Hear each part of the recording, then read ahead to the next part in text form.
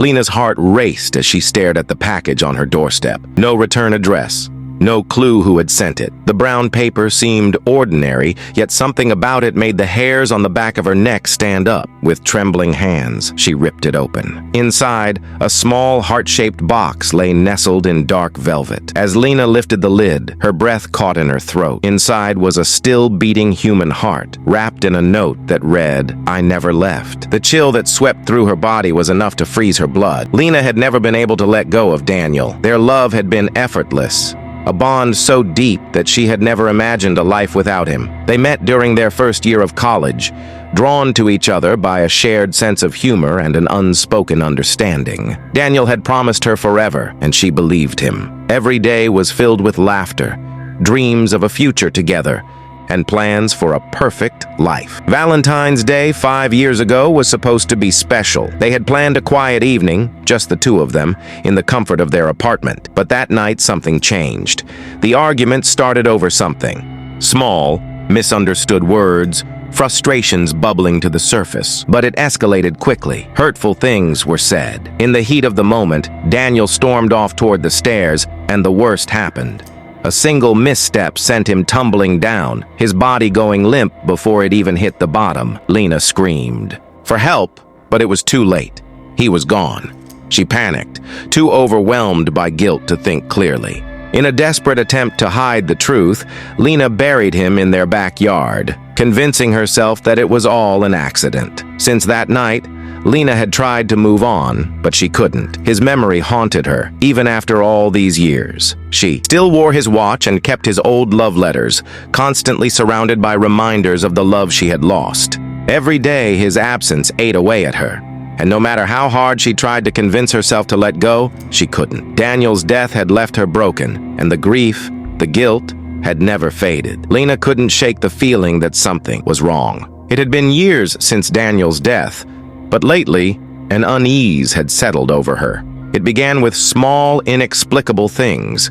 The faint smell of his cologne in the air, the soft creak of the floorboards at night when no one was there. At first, Lena dismissed it.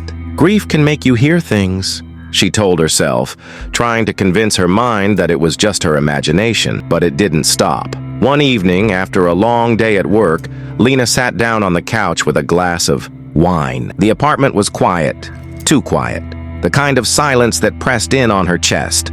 The lights flickered, and for a split second the television switched on by itself. The screen was static, the picture distorted, but then it flickered to life, showing an image of her and Daniel laughing together. It was a memory from their first trip to the beach. Lena gasped, rushing to turn off the TV, but as soon as her fingers grazed the power button, the image vanished. The screen went black again. She blinked, certain she had imagined it. Her heart raced, her hands cold as ice. But then the lights flickered again. A chill swept through the room, settling deep into her bones.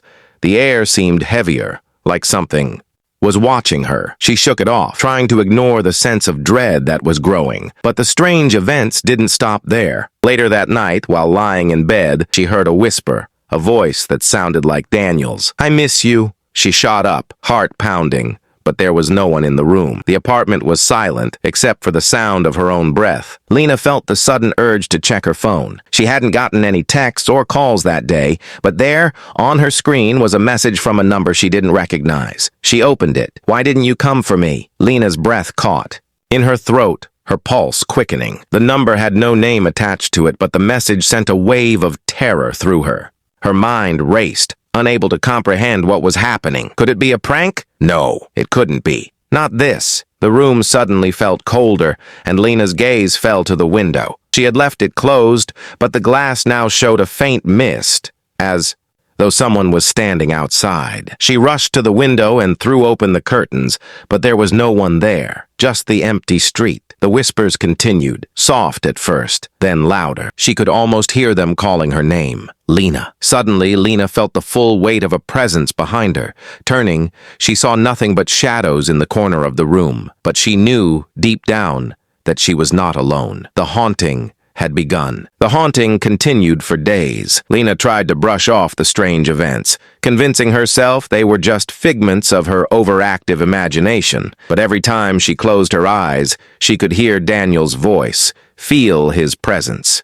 It was as if he was still there, reaching out to her from the darkness, desperately trying to be seen. One night, after yet another sleepless evening, Lena found herself sitting in the kitchen, staring at the cold coffee cup in front of her. Her mind raced, running over every little detail, trying to make sense of it all. Was it possible that Daniel was somehow still alive? The thought made her stomach churn with guilt. That would be impossible, she told herself.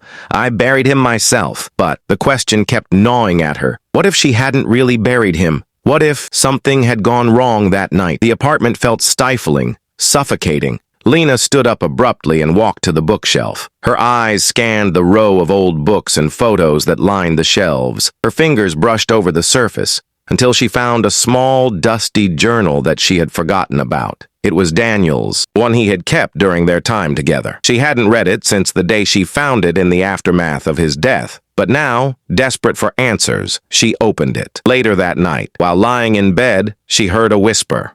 A voice that sounded like Daniel's. I miss you! She shot up, heart pounding, but there was no one in the room. The apartment was silent, except for the sound of her own breath. Lena felt the sudden urge to check her phone. She hadn't gotten any texts or calls that day, but there on her screen was a message from a number she didn't recognize. She opened it. Why didn't you come for me? Lena's breath caught in her throat, her pulse quickening. The number had no name attached to it, but the message sent a wave of terror through her. Her mind raced, unable to comprehend what was happening. Could it be a prank? No, it couldn't be. Not this. The room suddenly felt colder, and Lena's gaze fell to the window. She had left it closed, but the glass now showed a faint mist, as though someone was standing outside.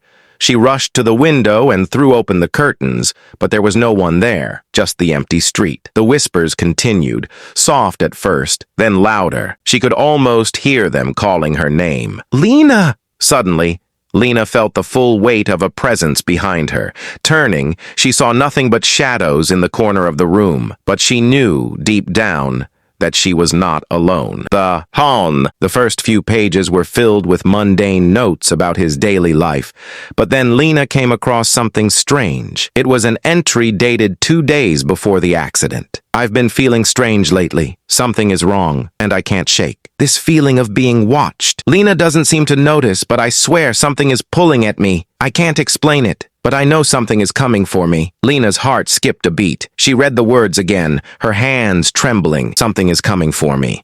The message seemed prophetic. She had no idea what it meant at the time, but now it made her feel sick to her core. Had Daniel sensed something? Had he known something was going to happen? She flipped through the pages in a frenzy, her eyes scanning the words until she found another entry. This one was dated the night before the accident. I don't know how to explain it.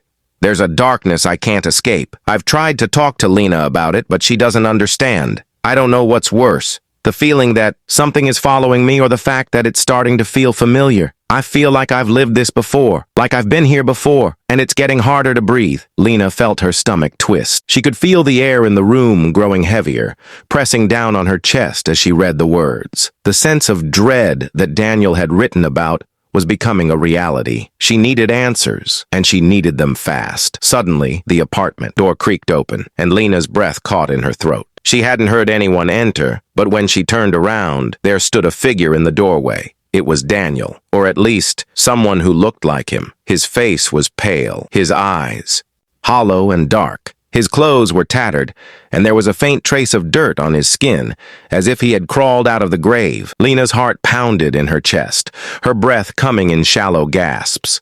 She froze, unable to move, unable to speak. The figure didn't move. It just stood there, staring at her, waiting for something. A cold chill swept through the room, and Lena felt her legs begin to tremble. Daniel, she whispered, her voice barely audible. The figure nodded slowly, but his lips didn't move. Instead, Lena heard his voice in her mind, as if he were speaking directly into her thoughts. I never left, Lena. I never wanted to leave. Lena's hands flew to her mouth, stifling a sob. Her mind reeled, struggling to process what she was seeing. Could this be real? Was Daniel truly standing before her? She took a shaky step forward, her heart thudding in her chest. She reached out, her fingertips brushing against his arm.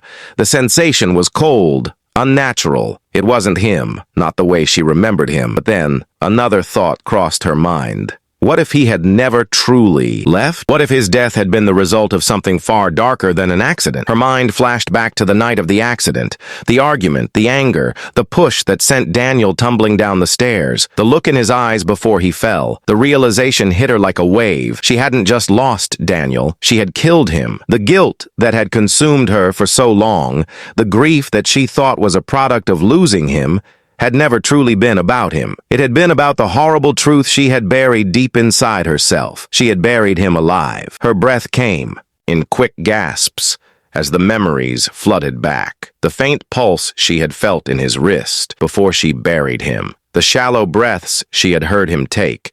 The way his fingers twitched as she filled the grave.